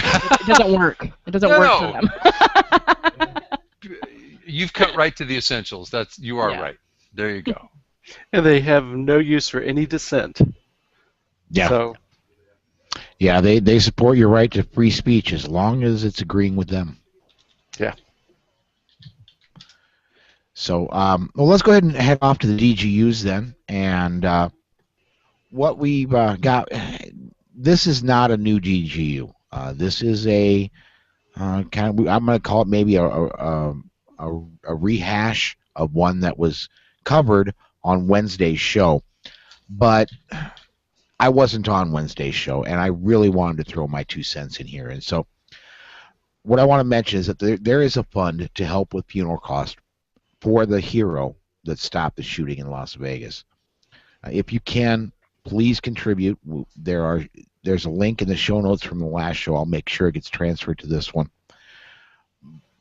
We covered this on the midweek show again, but I wanted to touch on this because here we had two nut jobs that wanted to start a revolution. They got the drop on and they killed 2 police officers. They then took the officers' guns and spare magazines and went to another location to continue the carnage. They went to Walmart. A Walmart is a store that sells ammunition. I'm not a genius, but I don't think they were going there to pick up some groceries for later. Extra barbecue, maybe? Yeah, no, I don't think they were going there for barbecue sauce or for Huggies diapers. You know. Gotcha. There were 2 possible reasons that I can think of for choosing Walmart. They were either looking for more ammo and possibly additional guns, and by the way, they weren't going to whip out MasterCard to pay for those. Or it was either just that, or is it just another place to continue their killing? I think the acquisition of ammo and additional firearms is actually the more likely of the 2, but again, we're never going to know why they chose that place. When they were confronted at the Walmart, unfortunately, they took the life of the hero that interviewed, but then they immediately took their own lives. I want to compare this. There are two other instances I want to compare this to. First one is the Clackamas Mall shooting. That was in Oregon.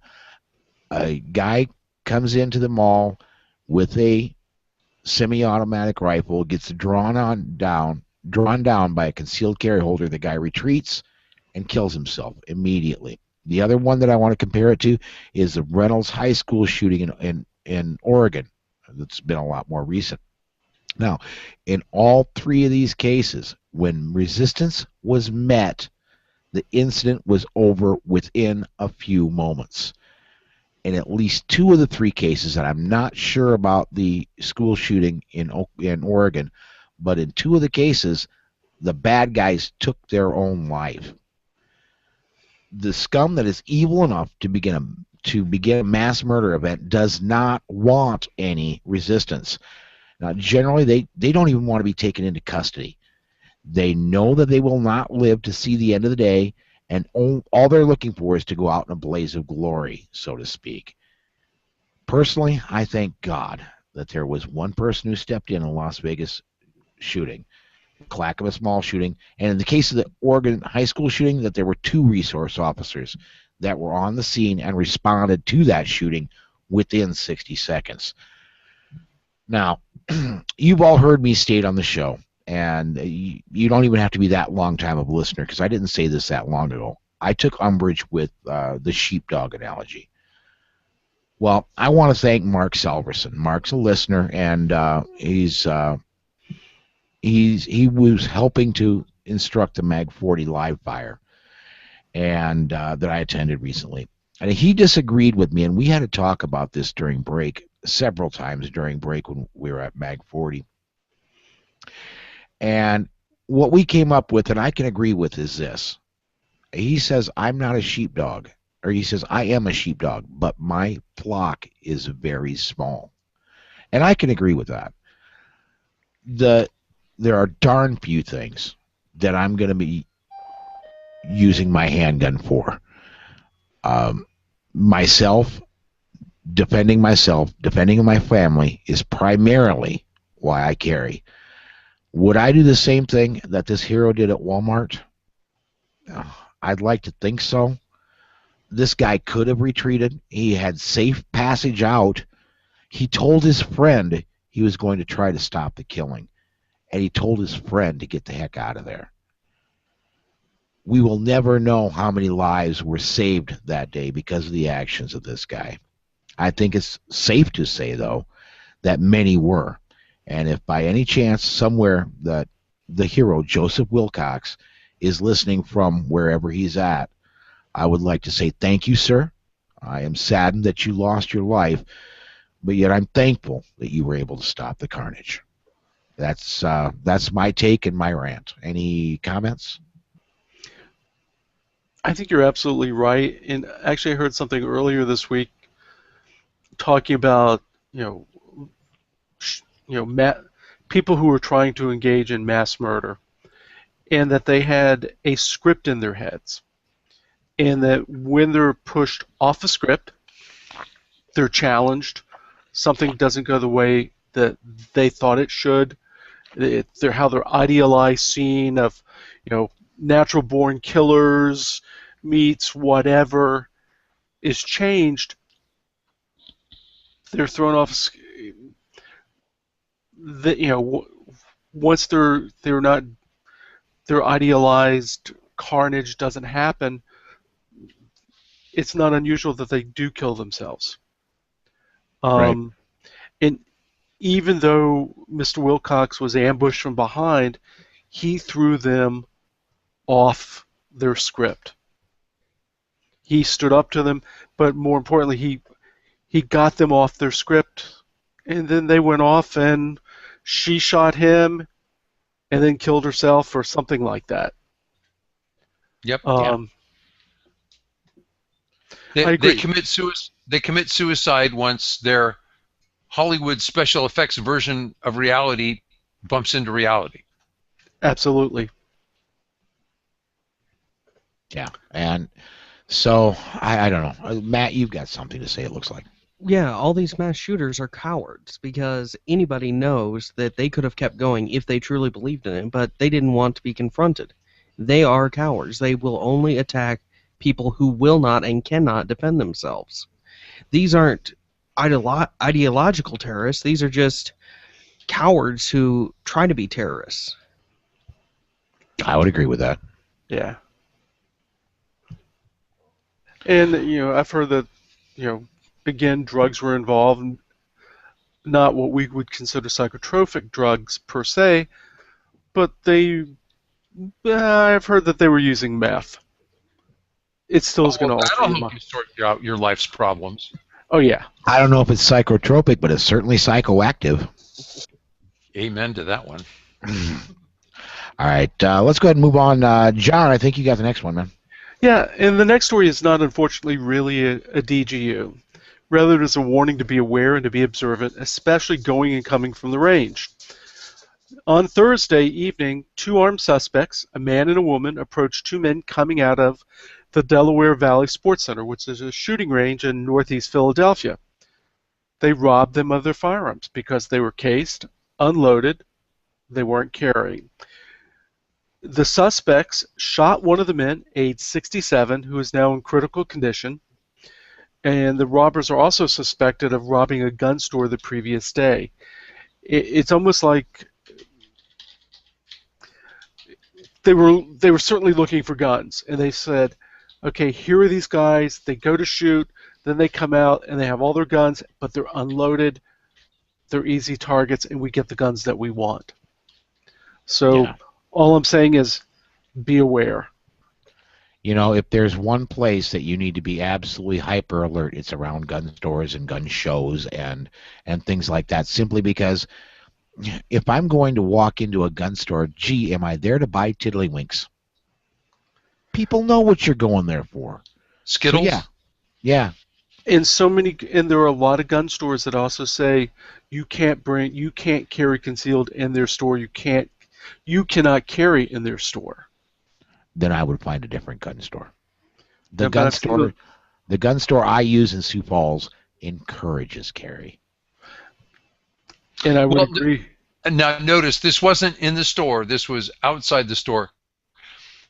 I'm trying to get a lawyer that we all know on the show, because when you put up a no gun sign or no concealed carry or no open carry, and somebody's walking out of their store, aren't they wearing a bright neon sign that says disarmed victim?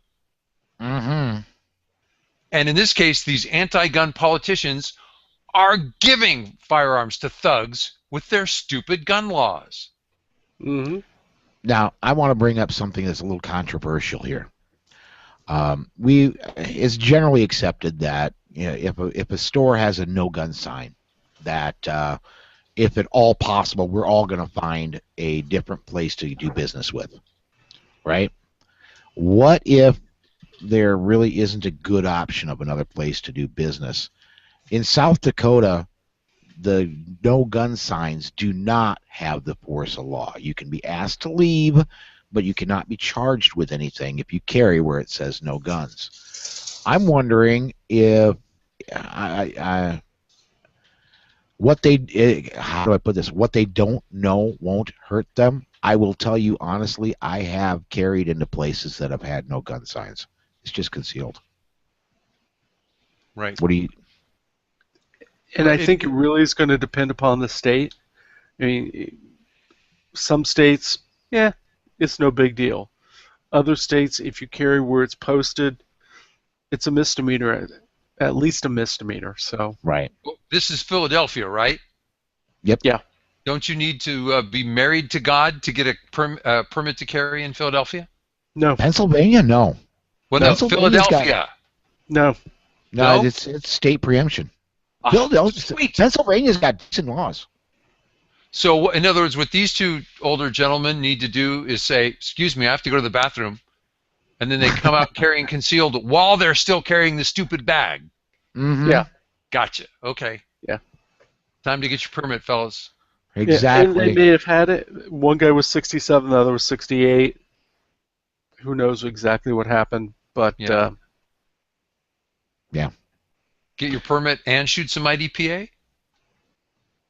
Yeah, or just even do some dry fire. Just get some There you practice. go. Get some Yeah. practice. Rob, you got the next one, man. I do. Tim Hainkamp was sitting in his home when his wife told him, "Honey, there's someone outside with a gun."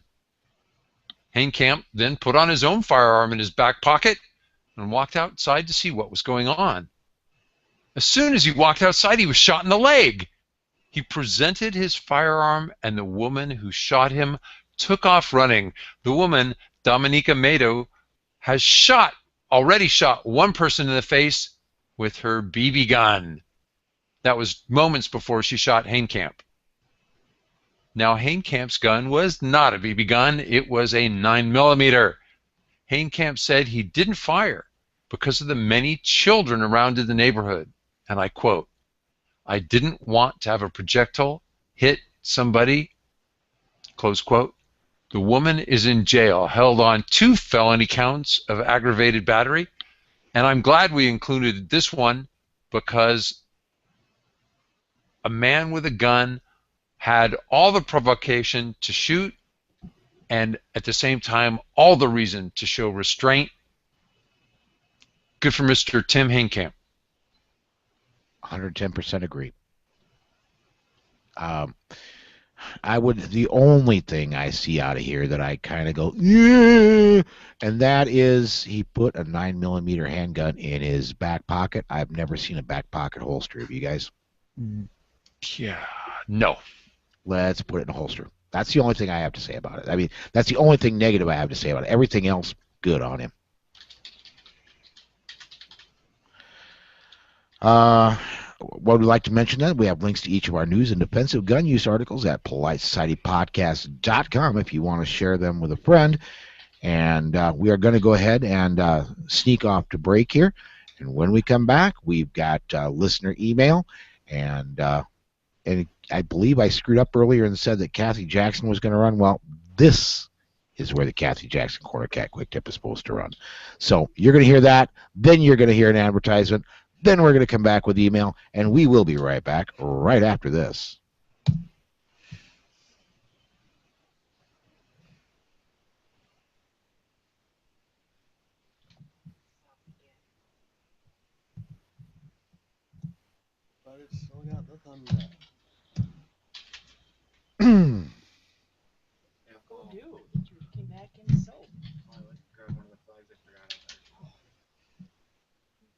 Breaking the rain, I grab it now, and as I'm halfway there, it starts pouring out. Hey, Paul, you know how, have you seen Sanford GR? After they put up the bulletproof glass, and they got bulletproof glass up. Okay. Of course, no weapon sticker. Right. But I take Shelly there one day, and I unarmed. I had my pocket knife. Now, as you can see, it's a little clip. Right. It was inside my pocket. I was asked by their security to put it in my truck. Didn't matter that I couldn't walk because I was in pain. Wow. That's holding me up. But it was a pocket knife. Yeah. How ridiculous is that? Yeah, we got to get Doug Ritter on. He can scare you with gun knife crazy. Were you guys able to hear that? A little What bit. Jesse was saying? Okay. Where was it actually? At Sanford Hospital in Sioux Falls. Ah, yeah. We had a guy, and I this is totally unrelated. I just remember this news story off the top of my head. This week, a guy goes in, and his wife is in there in the maternity, getting ready to have a baby, and he goes in there and threatens to stab his wife and her boyfriend. And security, and he had a knife out, and security eventually showed up, but yeah, just because you have signs up doesn't mean bad people are going to obey the signs. Go back to what you were just saying. Did I understand you correctly to say a woman was in the hospital giving birth to a baby, her boyfriend was there, and her husband Came in and threatened them both with a knife and said he was going to stab and kill them both. Okay. And he brought his 2-year-old daughter. He brought the woman and his 2-year-old daughter in the room with him. Hmm. Wonderful guy. Yeah, dad of the year. Yeah. But why does she have a boyfriend if she has a husband? Well, there is that, I guess. It's Jerry Springer, kind of thing going there. Yeah, another Jerry Springer moment. Welcome to the new America. Yeah. All right, let's see here. What do we got? We got email next. Did you guys assign me of anything? Yep. Second one. Yep, TJ's it. Yep, good, cool. All right. Let's, does Gary have anything in here? My smiling face. No, Let's hand it out. let's give him, because Before we start, I'll be right back if you don't mind. go right ahead. If we did mind, John, would you stay? Here we Oh, go. we have to go to the boys' room. Well, for those... Gary, I'm going to give you some of these live read things. Okay. All right. Can I say something to the YouTube people? Yeah, go for it. Hey, YouTube people. There may be a few of them out there. You never know. Well, I just want to thank Paul and Rob and John because they started doing their show live from ABN, which means we actually have the store going at the same time. So I'm not going to necessarily apologize for it because it's live radio. But when you see me get up and go, that's because we have customers who are coming in and talking to us about stuff. We keep the store open several hours afterwards. And many of these people are like you. They heard about us on podcast. And they know we're putting on the show, and they're coming in, and they're visiting, and they're coming in to purchase something. So we just want you to know that this actually is a real, honest-to-God, live YouTube. You can't get any more live. This is like the Duck Show. That Duck Show, that reality show. This is like its own reality show. This is like the Paul Show.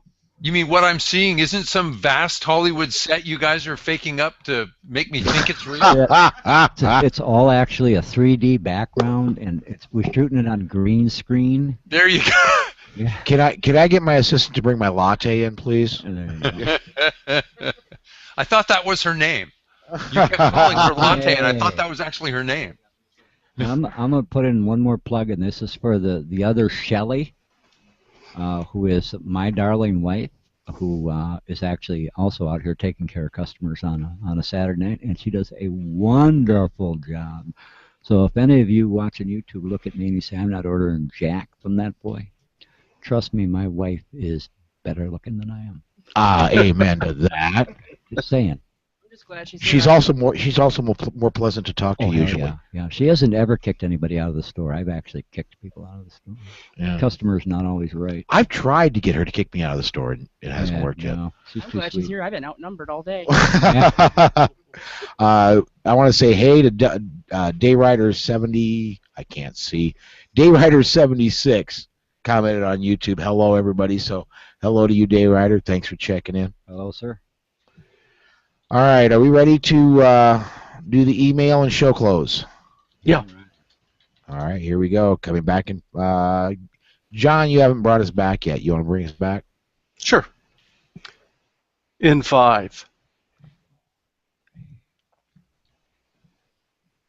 Hi, and welcome back to the email segment of the Polite Society podcast.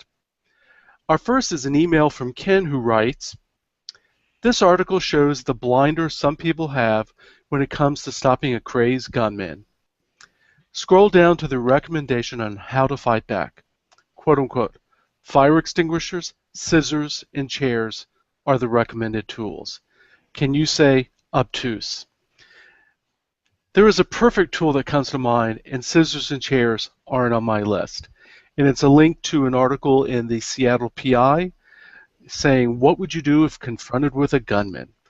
And this is from Ken Silva and Shugi, the quote-unquote very old dog in Levine, Arizona. Yeah, there's a much better tool than a fire extinguisher or a chair, yes. And many of us carry it every day.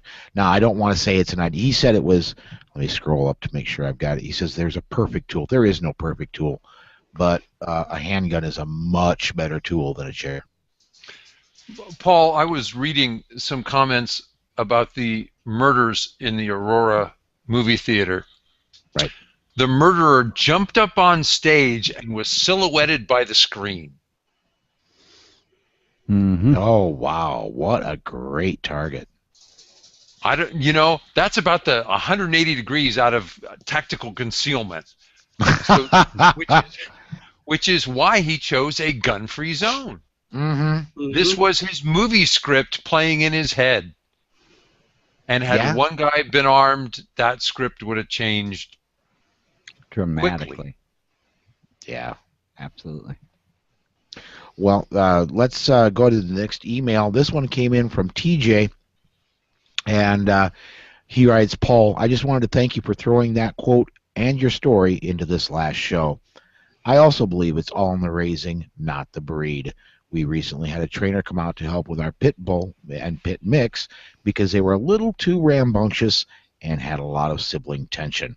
She said that her favorite dogs to train were pit bulls because they are great dogs and hates to see them given up or euthanized just because people couldn't control them or didn't train them properly. It seems that you and I have very similar views. Thanks, Paul. TJ. Thanks for writing in, TJ. Yeah, without going back and saying everything I said that episode, it's the breed. It's not the breed. It's the owner. And it's just like it's not the type of gun. It's the owner. You can do good and bad with guns and with dogs. So thanks for writing in. Well, our next email comes in from listener Chris Gillespie, who sent in this link about recent bills passed by the Michigan Senate. The first bill allows a wider range of individuals to teach and supervise youth pistols classes. The second bill eliminates county concealed weapon licensing boards and their discretionary licensing authority. County clerks would administer the concealed weapon licensing process, with the Michigan State Police conducting the background checks. We had talked about this in our last episode, and it's great to have interested listeners act as a backup if we miss a news story, and we want to thank you, Chris. Yeah, Chris is very active on our Facebook site, and absolutely thank you, Chris, for keeping us informed and keep sending those links, man. The next story, a listener and friend asked for a shout-out. I met Scott at the NRA convention, and Scott is a big fan of Open Carry Texas, as well as being a fan of the Polite Society podcast. So happy birthday, Scott Gibbons, and thank you for listening. There's a picture of Scott underneath the huge NRA banner, and he's carrying an orange and blue and white Open Carry Texas sign. There you go. Looks like he has almost as much hair as I do. Yeah, pretty close. I'd say it's running, well, no, he's ahead. Neck and neck. Yeah, he's got more, yeah. More. Yeah, Beard yeah. and beard. All right, well, next up, the Polite Society download app is out on Amazon for Android, and on iPhone app is in the iTunes, and it's called Podcast Box. They are located by our old name, Politics and Guns. Hot links are in the show notes as always. Pick 'em We're up. experimenting with the show all the time. Please send us an email to tell us what you like or dislike. You can contact the show by email on air at politicsandguns.com to hear your email read on the air. If you'd like to email any of the hosts directly, just email their first name and then add at politicsandguns.com. Call 605-215-1438 to hear your voice on the air. That's 605-215-1438. Also, please check out Kathy Jackson's Cornered Cat training classes. Her next class that still has seats available is the weekend of July 12th and 13th in Walla Walla, Washington. Go to corneredcat.com for more classes and details. So, Rob, you got any posts from Slowfax blog you want to mention today, man? I do. Thanks, Paul. I published an article called They Want Control and Guns Are the Latest Excuse. It's up at Clash Daily, AmmoLand, and at my blog. You know, making fun of if you don't know what to write about, you can always make fun of the media because they give us so much material. That's low-hanging fruit, man. It is low-hanging. I just outed myself. They pull at our emotions about public murders and then turn around and pretend that self-defense doesn't exist. Well, just as we mentioned here week after week, I put it together in a post and cited a lot of data that shows that self-defense is very effective. Hear, hear. Also, please check out the Shooters Club by Bob Main and Ben Barnum for $75 a year. That's only $6.25 a month.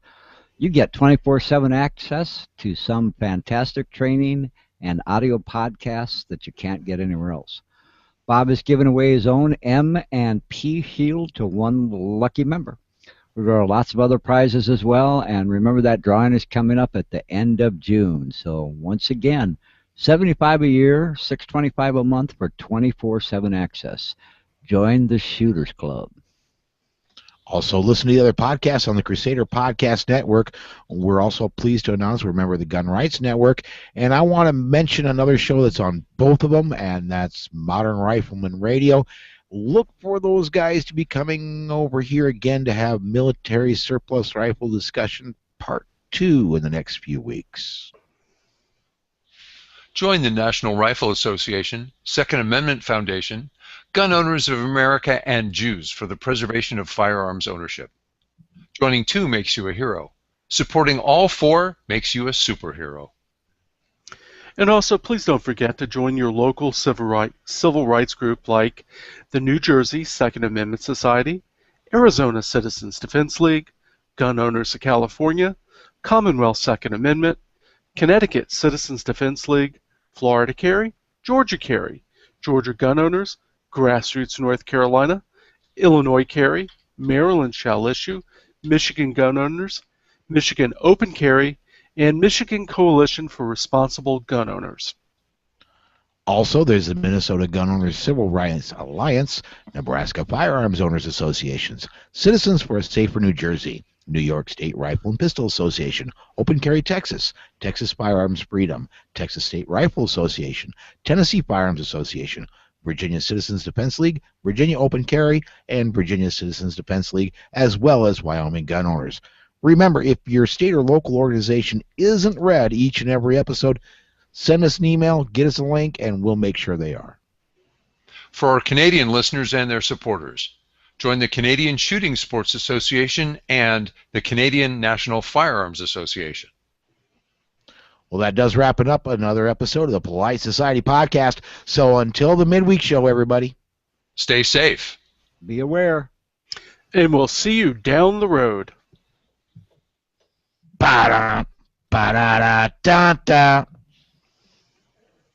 Rob, we Sir? need better we need better sound effects. Just saying. Yeah, but do you know how little he costs us to do that? Well, that's a good point. So we're getting the value that we are paying for? Absolutely. Let me contribute a little personal to the pool. We're going to take up a collection. We're getting a pool. That means I Sound get to go swimming. Y'all can see me in Speedos, man. That's cool. Oh, Just the image. Just the Just image. get the bikers from Speedo. We have talked about a pool here, though, because did you see that Facebook thing where they built? I'm sure you guys have seen it. They took bales of hay, the redneck pool. They took bales of hay and put them into a square, and then took a giant tarp and threw it over the bales of hay and smushed it down in the middle and filled it with water. It's called a redneck pool. Oh yeah, there's redneck mobile pools because you just take the tarp, put it in the back of your pickup truck. Yeah. Well, there you go. Yeah. Redneck hot tub. There you go. I want to mention real quick before we take the show off of live broadcast, Dayrider 76. As soon as I take my glasses off so I can actually read my phone, this type is tiny. Says, my pit is the best dog I've ever owned. Don't know if you'd heard the episode we were commenting about, Dayrider, but my puppy is 75% Northern Timberwolf, and the other 25% is a German Shepherd Husky cross. So I am certainly all for any type of. I don't care what breed it is. It's all in how you raise a dog, not what breed it is. So. Here. Although you have a really weird dog. Seriously. What kind of blend of a dog? Can you imagine? I mean, think about it for a minute. Somebody in the woods, and you're going along and you're strutting your stuff because you're the boy dog, and then you're going to see a girl dog over here, and somehow or another you're going to come up with a cross between a man. That is one seriously weird dog. Just saying. Okay. Same dog you've always had? Yes. Yeah. Oh, that's a sweet dog. No, Dakota. Yeah, she's the most shy and yeah. And huge. Yeah, no kidding. Seriously. Pomeranian. Where did Pomeranian come from? It's Husky and Pomeranian. Who? What? The breed of dog, I'm going to call it Pomsky. Oh, geez. Okay. All right. Anything before I take us off live? Thank you, live listeners and viewers. Want to make sure that you visit our sponsors, ABN Army Surplus, right here in Sioux Falls, South Dakota. Love it. Also, Concealment Solutions and NJ2AS. I want to thank you for watching us. Always remember, you can stop by live and watch us at the store every Saturday night. We go live at 6:30 and we end when we end. So, but not We're before. going live. Yeah. It's still live. Next Saturday night. Yeah. Barbecue again. Campfire's going again next Saturday night, and the grill's going again next Saturday night. So anybody who wants to come on down and join us for the podcast, come on down, bring something to share, and you are welcome. And we will be open as late as the campfires are going, and people want to roast marshmallows or hot dogs. So Rob, John, grab a plane. it's Come about time, guys. There you go. Sounds Plate sounds and a like plate. Great idea. All right. I'm going to take us off live.